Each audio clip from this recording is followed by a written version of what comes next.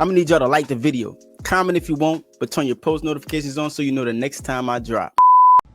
Oh, really? This is a huge red flag for me. All right. You know what's so crazy? I was gonna say men.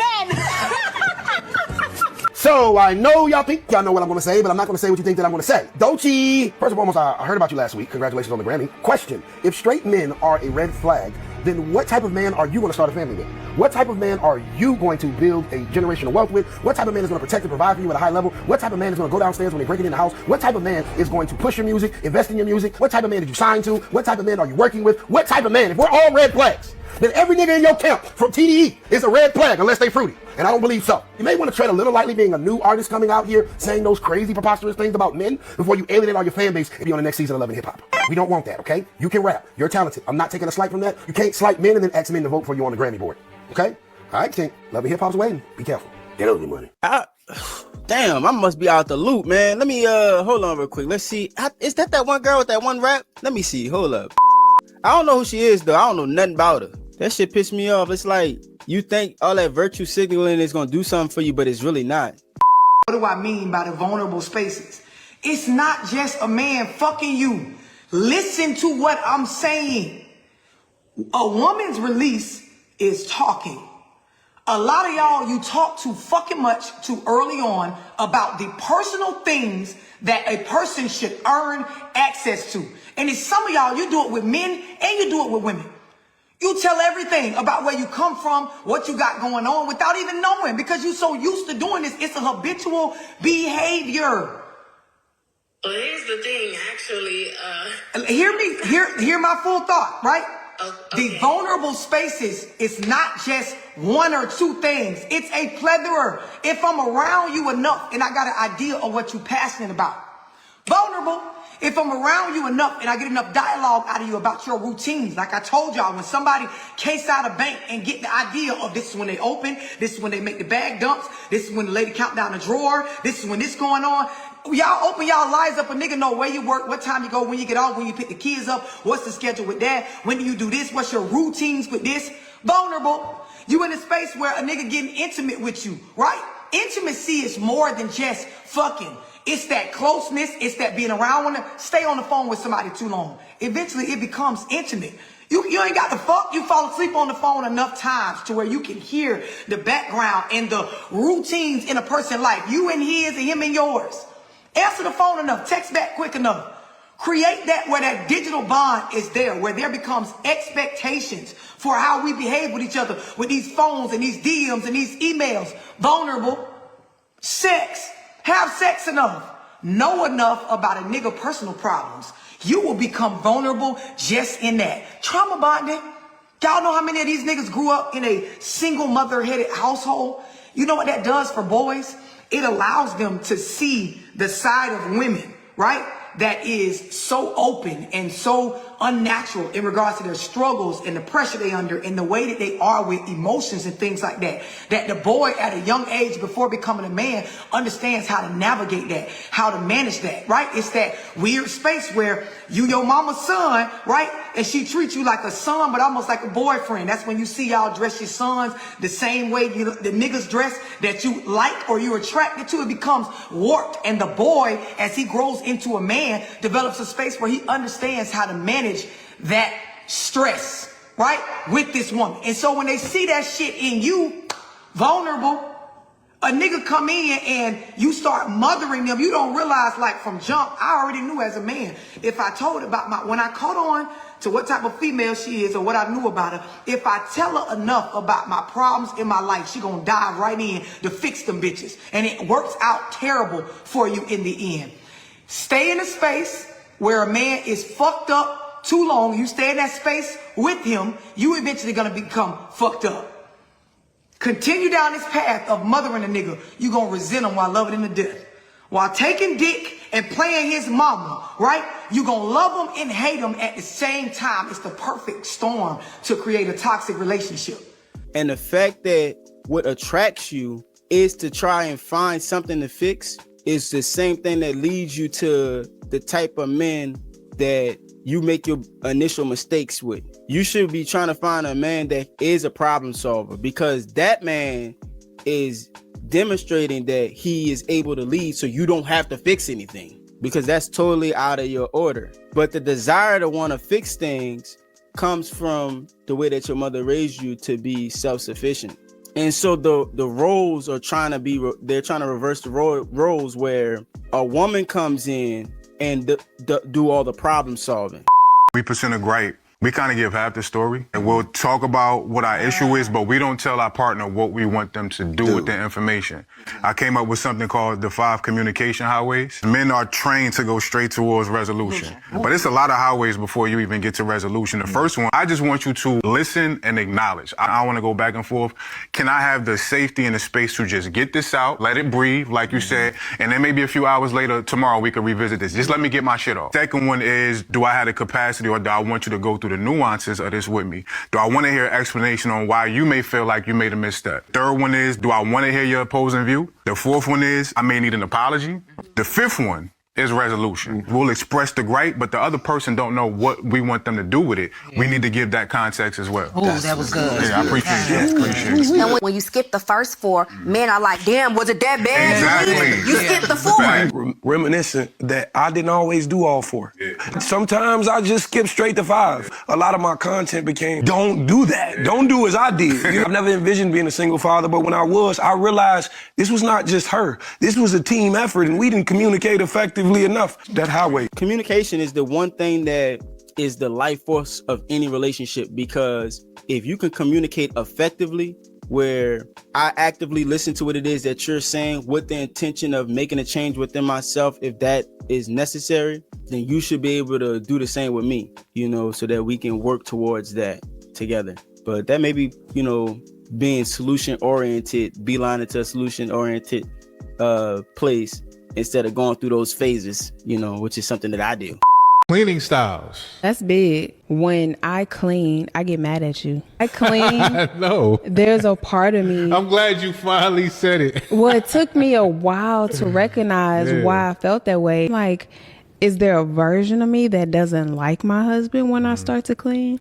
And then I recognize, raised by a single mother who was the man in my life, who taught me that men are supposed to do certain things. But when I'm cleaning, there's a voice of my mom in my head. Why hasn't this been fixed? Why is this handle still jiggly? Really confusing as to why when I clean, I feel a resentment. That's not a rhetoric that I want to carry in my subconscious to the point I can't even enjoy cleaning up our house. Right. That masculine energy has been bestowed on us from our single mothers is lying dormant, and it's coming up when we have to exude masculine energy. So if I'm cleaning up and you are with a client watching TV and you just chilling, that resentment is present. And I see on videos all the time where men will get afraid of just relaxing on the couch because their woman is cleaning. And they feel like when their woman is cleaning, they need to be up doing something. They start to feel unappreciated, unseen, not validated, not worthy. Anger is present. That's weird. I feel like it's more so disdain. The etymology of the word disdain, you got dis, meaning lack or absence of, and then you got dain, which comes from the Latin root word dignus, which translates to worth. Whenever we have lack or absence of worth of a particular experience, that disdain can mount, and it may not always take the form or blossom fully into anger, but it's just that nagging, annoying energy that you feel. I'm a very adept man when it comes to being domestically inclined. I clean probably better than most men. I clean a lot. I enjoy cleaning. That just gave me more clarity into why I feel that resistance. It's like, get out my way. Don't give me no kiss. Don't give me no hug. I'm about to move all your stuff, throw away whatever I don't know what it is, right? My disdain on the other end comes more so difference in what we're looking for in a clean home. Yeah. Like women is more so the staging and the feng shui and the aesthetic. Mine is more so practicality and the logic and spaciousness and being able to have room and knowing where my stuff is. So we both give equal effort when it comes to cleaning, but the styles being so different, sometimes there can still be disdain on my end because you may have cleaned it, but now this is over there. That don't make sense, right? I don't say nothing, but I feel the disdain, but that's also something I've been working through on my end. People always talk about money. Once kids get involved, I feel like people overlook cleaning styles when they start to cohabitate. The thing that stuck out to me is and it's something that I don't genuinely see in a lot of our women, her desire for the self-reflection, like the readiness of it. And so her being able to say the quiet part out loud, and then her on her journey searching within herself, because nobody can do it but herself, but her on her journey searching within herself just for the truth and the absolute truth, not nothing that makes her feel good. And then her being able to regulate her emotions and still operate in that space, knowing that a lot of what it is that she's going through or why she feel a certain way or her whole frame of reference on the world or on reality is shaped by her mother, who was a single mother that was struggling. And so she understands what comes with that and how that has affected her in her own life, and is able to source it. So I respect that. You know, I really love seeing you can just identify people that are on their journey of self-discovery, like the real journey, because it's a pleasant journey. Like it's freeing. A lot of the things that you're doing wrong is okay because everybody do shit wrong. So don't feel like you're less than or beneath or whatever because you're doing something wrong, because that only serves your ego. That doesn't allow you to make the adjustment. You do not take care of a woman until she is submissive to you and she is 100% cooperative. You do not come out of your pocket to protect and provide for any woman who is not 100% on your program. What do you guys be fucking thinking about? You trying to buy a woman, bruh. It don't work like that. I'm going to take care of her bills and I'm going to just foot it in. I'm going to take care of her and just hopefully she come around. What incentive do she have to change or be better or treat you good? She don't have an incentive because you do everything for her already. Y'all got to start thinking. It's not smart. That is not a viable strategy to try to buy a woman out. It's not a viable strategy. It doesn't work, and it hasn't ever worked. If that worked, I would make a course on how to do it effectively. If it worked, and I sell it and make money from it. If she comes at you on some transactional shit, that's a red flag. You know that's nothing that you can ever marry or ever get down with. She's not gonna, hold things down when shit get low. So you need to be around someone that, at least exhibits that. So trying to buy a chick, unless you're just trying to do whatever and get you and move on, then cool. But some niggas like to trick their money. If you tricking your money, go ahead, trick your money, do your thing. You know what I mean? But I wouldn't be trying to, get into no real situation with her, like buy a house with her or nothing like that. That'll be crazy. Ladies, can you handle the man that makes the money that you want him to make? He is honest about wanting threesomes once a month after you're married. I don't share. Okay, so explain why you don't share if I'm making all the money. I'm not doing that. Go ahead. There's no explanation. No. No to your bills, then. No to gangbanging.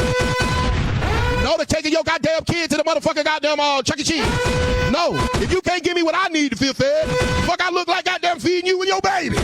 No to that then. You don't share, I don't share either. I'm not sharing my wallet. I'm not sharing my debit card. I'm not sharing my credit card. I'm not sharing my big ass house. I'm not sharing my phone card. I'm not sharing anything that my dental, my medical, or any kind of insurance. Since you don't want to share, I don't want to share either. As long as it's cool for you not to share, it's cool for me not to share either. So pay your own bill. Take your kid to Chick-fil-A your goddamn self. I don't share. I've seen that women will have, past relationships with girls and have girlfriends and things of that nature. But when a him walk through the door, that nigga, that one, now all of a sudden she's straight as an arrow. Why do you think that? Why do women lose their bisexuality as soon as they get a good man? Bruh, a sermon, dog, every time. And the thing about it is that they really don't see it unless somebody tell it to them like that. They'll never get it unless somebody explain it to them just like that. And the key word that set that whole thing off is your kid. So you got to understand, he not talking to somebody that's just, some fresh soil. We got some sprouts. You feel me? Your kid. How you gonna have the same standards before you had a baby as after you had the baby? It don't work like that. I'm getting the fuck out. So my options, I can go be in the streets, hang out at the spot around there and just make money all night, barely bathe or whatever, but I'm getting to the bread. I can eventually build myself something. Or I get to a space where, you know what? I'm finna just stay with this little bitch around the way. And I ain't really got no bread because I left home prematurely. So what I'm paying in? What I'm paying her in? I ain't got no money. You already know that I'm paying her in dick. I'm paying her with this pipe. bad and that thing. Okay, and then when you paying a bitch in pipe, what eventually gonna happen? Gonna get a baby. A baby.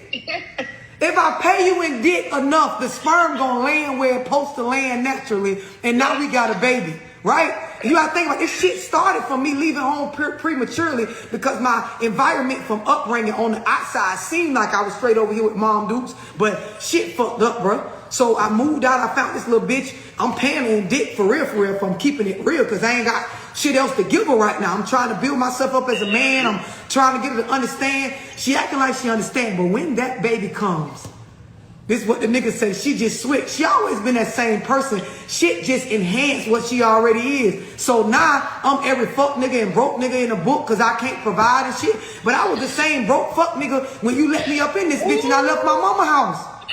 Now we going back and forth with the jit, right? You want me to be something that you never saw me be, and it's based on this child bringing out certain traumas in you. And the stuff you told yourself as a woman that you did or didn't want for your child.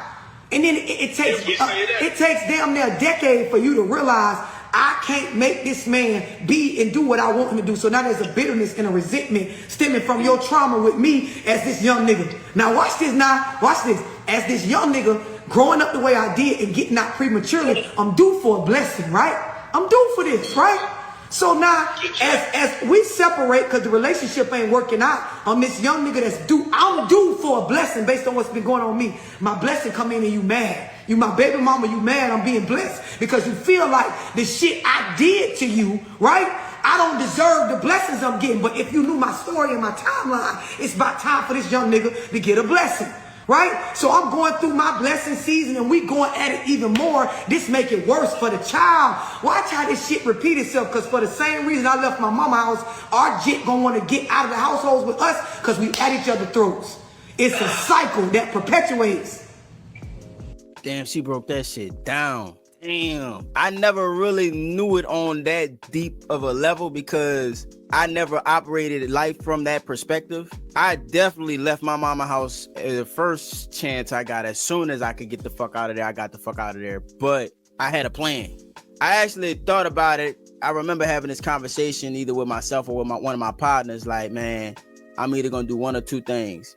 I knew college was going to be one way because that's what I heard. But I can either go to the streets and figure that out, or I can go to the damn Marines. I went to the damn Marines, bro. And it was the best decision I've ever made in my motherfucking life. But I've always thought ahead because I never wanted to be in a position where I was in need from anybody, especially a woman, because in my mind, that would put her in a superior position over me and I wouldn't be worthy of any submission from her. So I always wanted to be the man that was worthy of submission.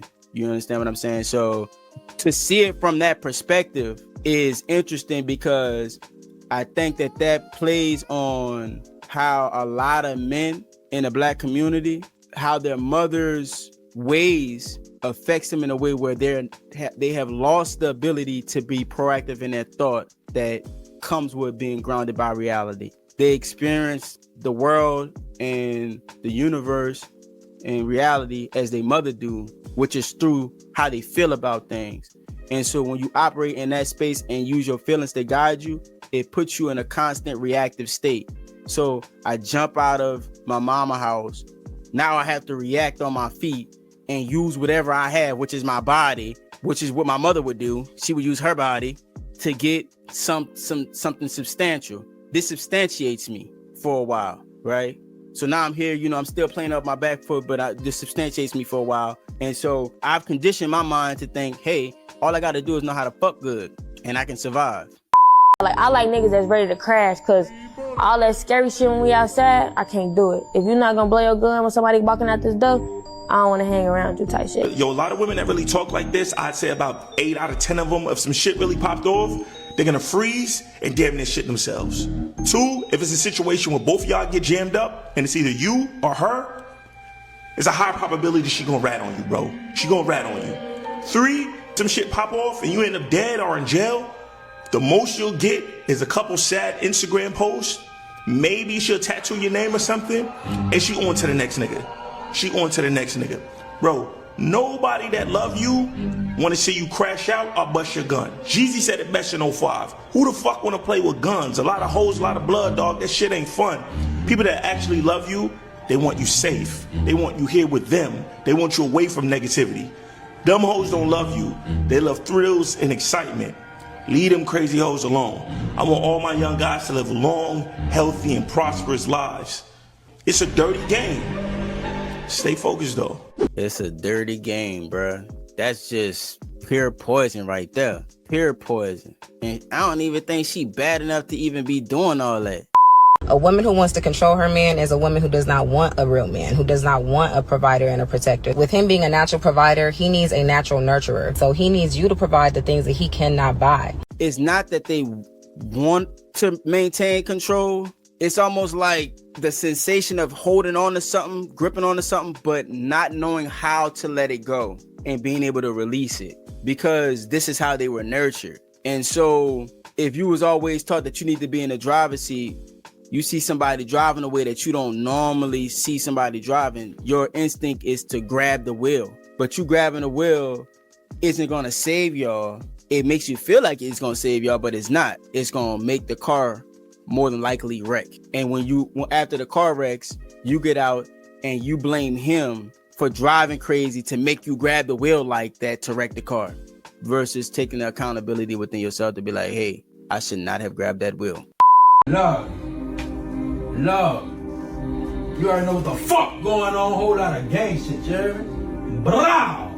Love. I'm the man around this bitch. You already know. Yeah, I'm the man around this bitch. You already know. Fucking your bitch on the low. She already know how I get down. I ain't paying for no pussy. I get that shit by the pound. You don't get nothing by the pound. What the fuck? Like, you can't even give me crawfish by the pound. Come on, so what are you doing? Like, what the fuck?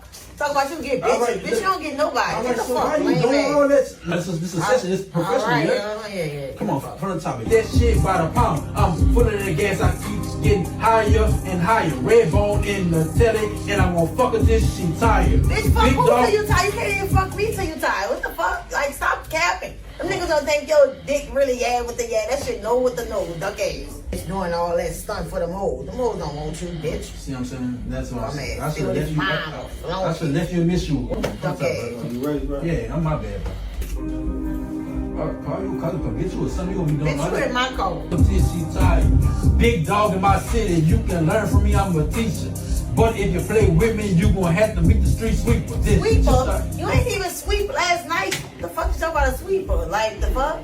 They said that roach on the corner, you ain't fucking sweeper. Oh, Man, talking about a street sweeper, bitch. A house fucking sweeper, a brown bitch. Cole, you know you only pay for 1 hour. He need more than 1 hour. He need 24 hours, 36 hours, 48 hours. Come on, bro. Please, shut the fuck up. I'm trying to rap. All right. Damn, I'm trying to rap. Let me do my thing. All right, fuck. Damn, bro, man, from the top of this, man. Dirty hoe. Man, you ain't got no fucking basement to put in there, man. Bitch, you need to be in a dungeon. Bitch, you don't need to be rapping. See what I'm saying, brother? Paid that boy, wasting that boy fucking time. Get that boy a real rapper. Play that, please, man. Real rapper. You're a flunky, yo. I'm gonna have to meet the street sweeper.